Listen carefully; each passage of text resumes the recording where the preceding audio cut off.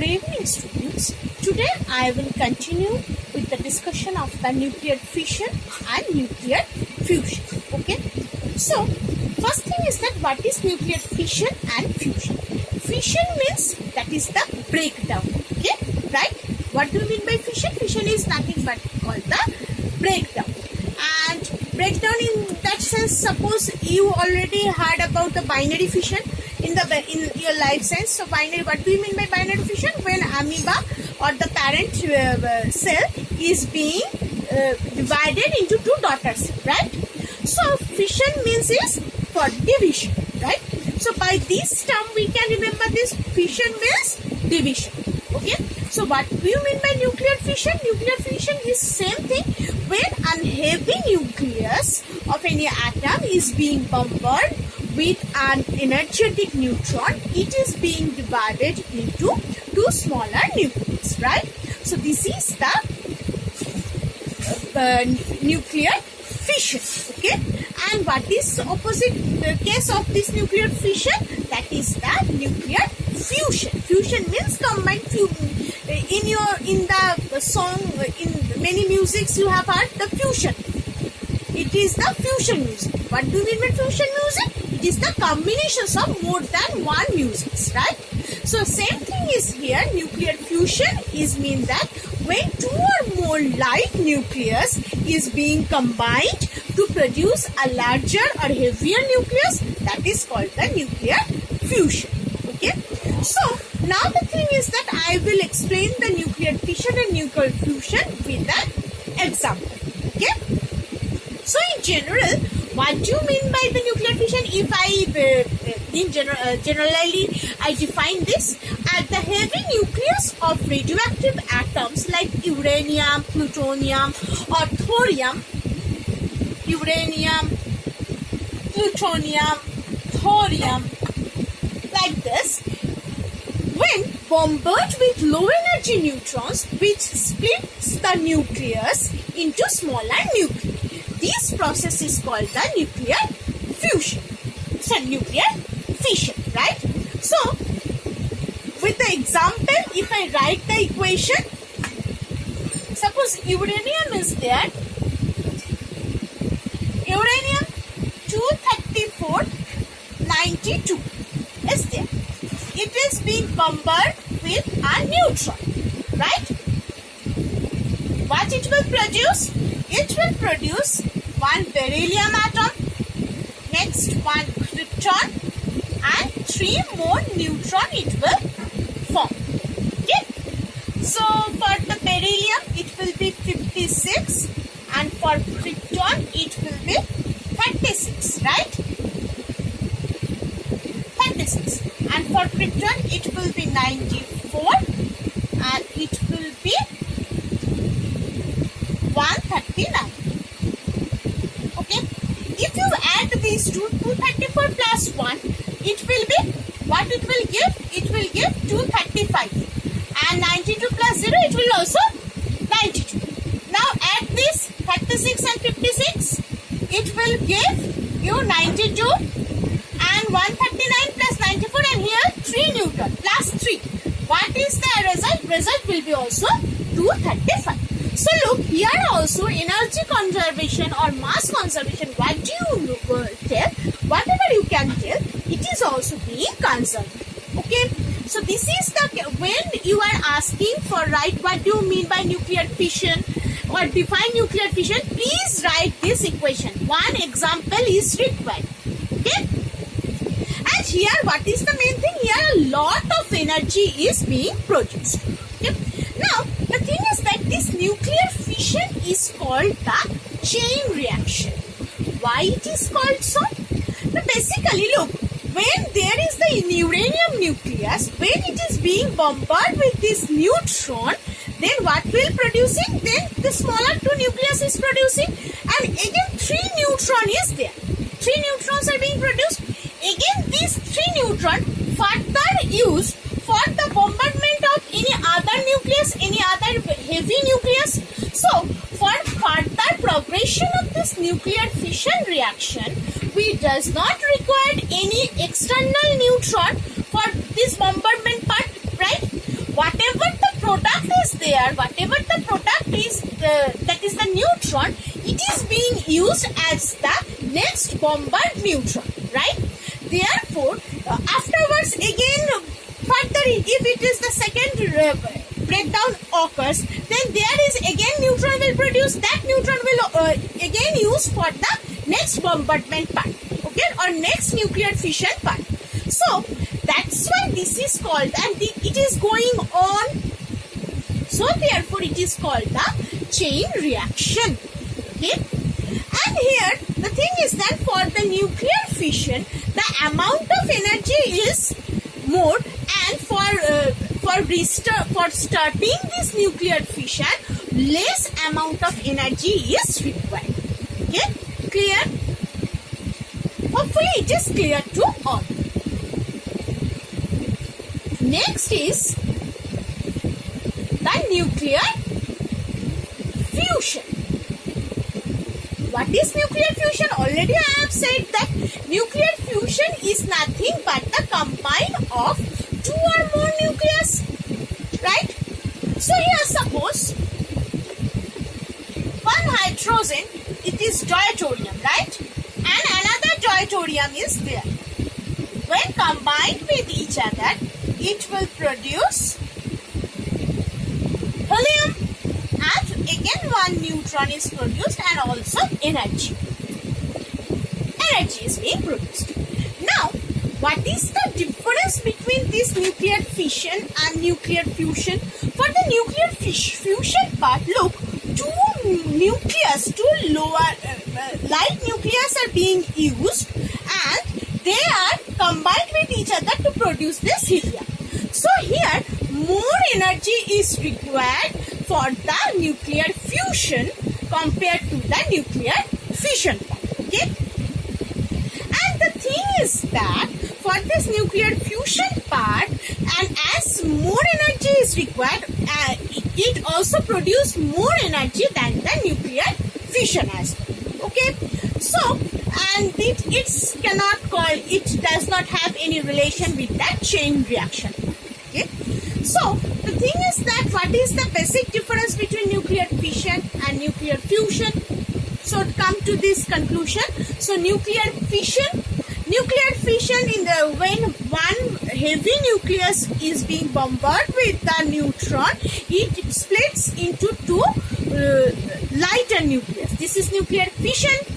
For nuclear fusion, when two or more lighter nucleus is combined with each other, which produce a heavier nucleus, that is called the nuclear fusion. Here, this is the first difference. What will be the second difference? Second difference, chain reaction occurs in nuclear fusion, chain reaction does not occur. Third point, in the nuclear fission, I am telling the first. So in the nuclear fission, less amount of energy is required to initiate the nuclear reaction. But in nuclear fusion, more amount of energy is required to initiate the nuclear reaction. Fourth point, in nuclear fission, less amount of energy produced compared to the nuclear fusion. And in the nuclear fusion, more amount of energy is produced compared to the nuclear fission. Okay, so these are the four differences that is required for your exam purposes. And please, again the same thing is there, that is for the nuclear fusion part also. If the definition is being asked to you, please after the definition write the this reaction. Okay, without this it does not make sense. Okay, next is that mass defect of mass I will discuss, and afterwards I will discuss the equal to mc square, that one. Okay, so what do you mean by defect of mass? Suppose initially in an atom there is proton, neutron and electron. Proton has a specific mass, neutron has a specific mass, and the electrons has a specific mass, right? Now I am being concentrated only in the nucleus, right? So suppose what will be the mass of the nucleus? Actual Actually, if I say that mass of the atom, actually as the mass of the electrons are very much negligible, so that's why we will consider only the mass of the nucleus. Okay. So the thing is that if I consider or if I tell what will be the mass of the nucleus, that is the mass of the neutron plus mass of the proton, right? Total number of, suppose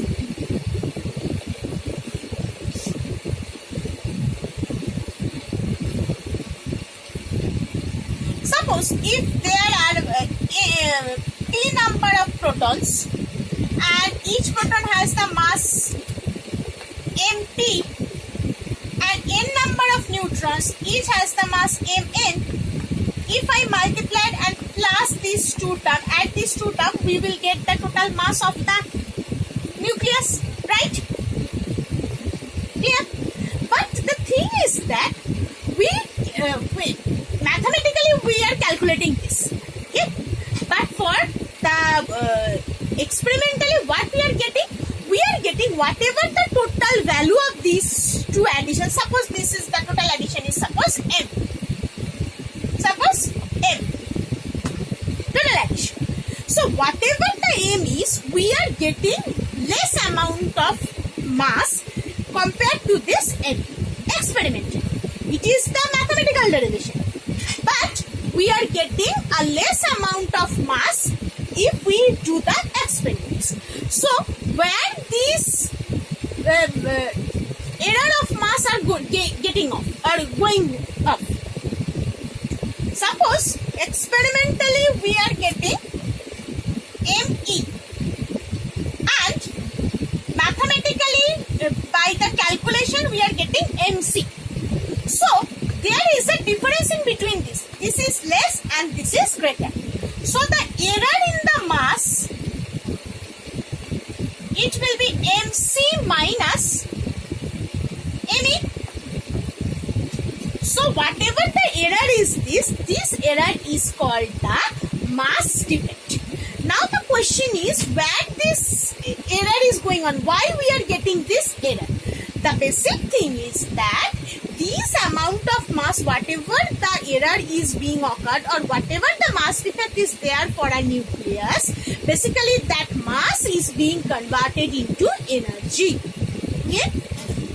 Now, how mass and energy can be related? For this, there is a classic equation that is E equal to mc square, where E is the amount of energy, m is the mass, and c is basically the velocity of light in vacuum medium. Okay, so this is the equation, or this is the most classic equation which was given by Einstein and for which he got the Nobel. All the physics theory, any astrophysics theory, nuclear physics, chemistry, each and everyone has the base of this equation. If this equation, anyone has proved this equation wrong, then we have to rewrite all this physics, chemistry, whatever we are learning today. Okay? So this is the thing. Okay? So by this equation we can say that energy and mass are being related to each other, and this is the relation between conversion of the energy into mass and mass into energy. So whatever the error is defining here, that is being converted into energy, and what will be the amount of energy? So by putting, I am getting the error here. If I put it here as m, and we know the value of c pretty well, so by calculation we are getting the amount of energy that will be evolved from this for this mass error or mass defect. Clear? Hopefully it is clear to all. So I have to discuss these things. I think in your chapter or in the radioactivity part, nothing is left. Let me see once. Afterwards, I can finally conclude it.